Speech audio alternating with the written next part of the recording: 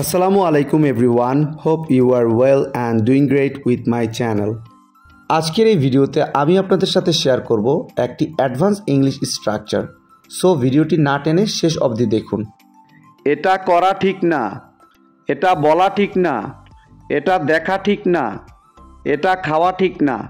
এই প্রতিটা বাক্যে যে জিনিসটা কমন আমরা দেখতে পাচ্ছি সেটা হলো এটা ঠিক না। সো যখন আমরা কোনো সেন্টেন্সে এই ধরনের বাক্যটি দেখতে পাবো সেক্ষেত্রে আমাদের ব্যবহার করতে হবে ইট ইজ ব্যাড।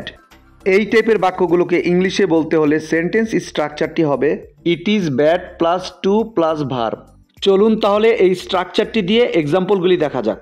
এটা করা ঠিক না, it is bad to do, it is bad to do.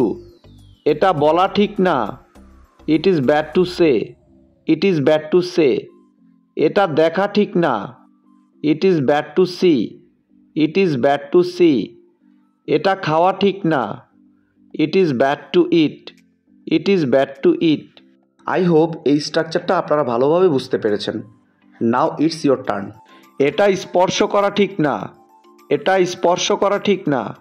এই বাক্যটি ইংলিশে কী হবে আপনারা কমেন্টে লিখে জানাবেন।